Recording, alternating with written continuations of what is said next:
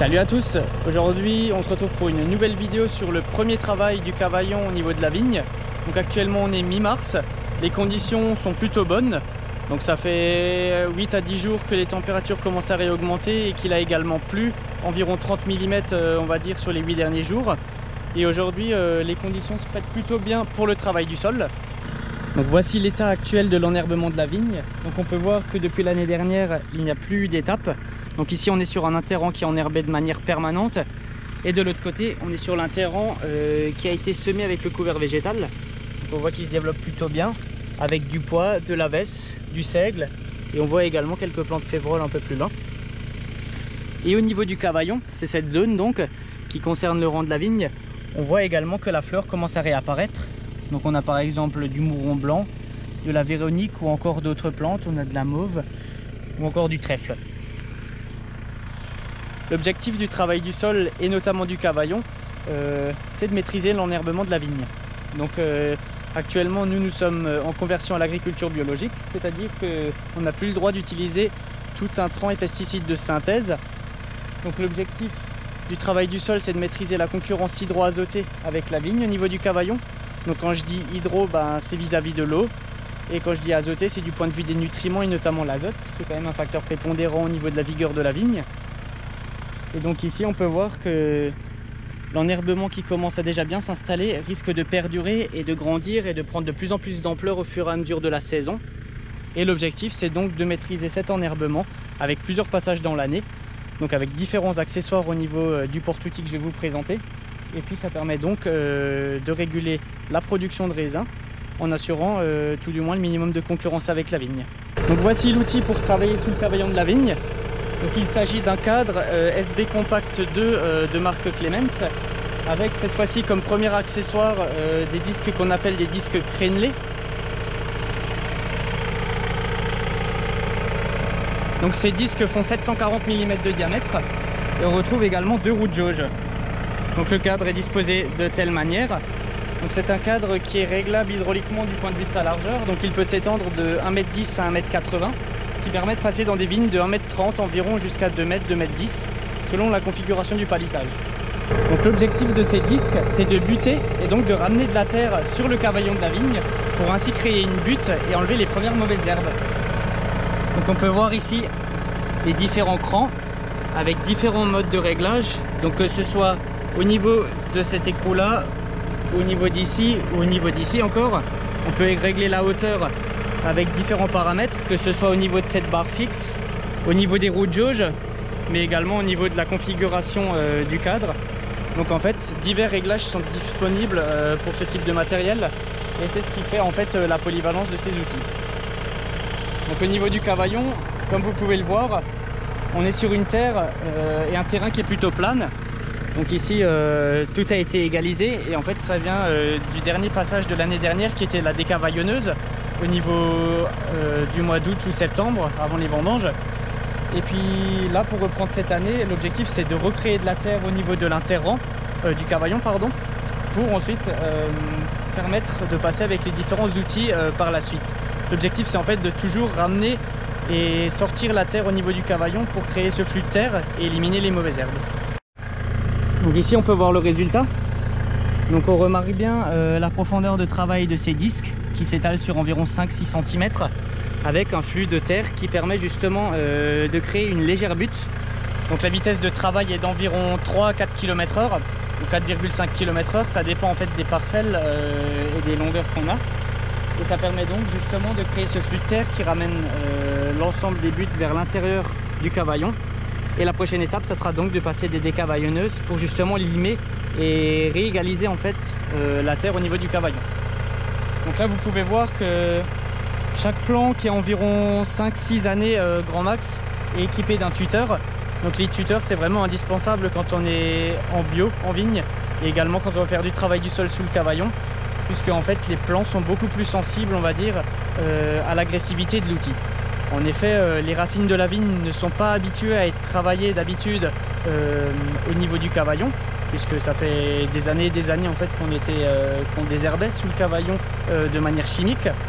Et quand on convertit le vignoble à l'agriculture biologique et qu'on retravaille le sol, sous le cavaillon, les premières racines qui étaient en surface du sol, qui avaient l'habitude en fait de s'étendre de manière horizontale, sont percutées, sont coupées en quelque sorte, et elles doivent donc se forcer à descendre un petit peu plus en profondeur. Et c'est ce qui fait que durant les premières années, c'est assez compliqué de maîtriser ce paramètre-là. Et c'est également en fait une habitude que la vigne doit prendre au niveau du travail du sol. Donc voilà, sans plus attendre, je vous propose de regarder cette machine en action à travers les différentes vidéos. Allez!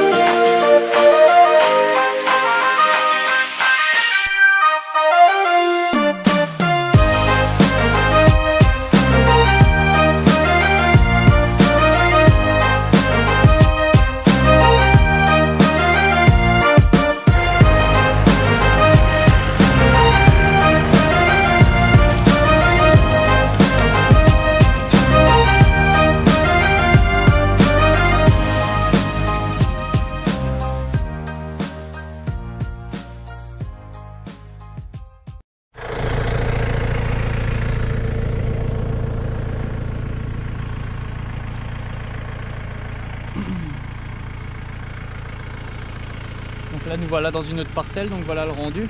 Donc c'est plutôt très correct en termes de travail du sol. Donc ici on voit qu'on descend quand même à une certaine profondeur de nouveau. Et ce qu'il va falloir faire à tout prix avant de faire les suivants passages, c'est qu'il va falloir décavaillonner d'ici une vingtaine de jours, pour en fait remettre de la terre au niveau de ces trous là, et pour éviter que quand on passe avec le tracteur pour faire d'autres étapes comme par exemple les traitements de la vigne, on se retrouve à naviguer entre les deux raies qui ont été créées au niveau du travail du sol. Donc c'est clair que par rapport à du désherbage chimique sous le cavaillon, cette étape de travail du sol est beaucoup plus fastidieuse, que ce soit en termes de temps mais également en termes de coût, c'est beaucoup plus coûteux on va dire, que ce soit en main d'œuvre, en matériel ou même en pièces d'usure et en carburant consommé. Mais après c'est clair que dans le cadre de la certification bio et par la suite ça paraît assez pertinent au vu du retrait et des diminutions de dose de certains herbicides, comme par exemple le glyphosate qui est passé de 1080 grammes autorisés par hectare et par an à une dose d'environ 500 grammes si je dis pas de bêtises. Donc c'est clair que les alternatives se multiplient et puis je pense que d'ici quelques années la plupart du monde viticole sera contraint justement de travailler le sol sous le cavaillon.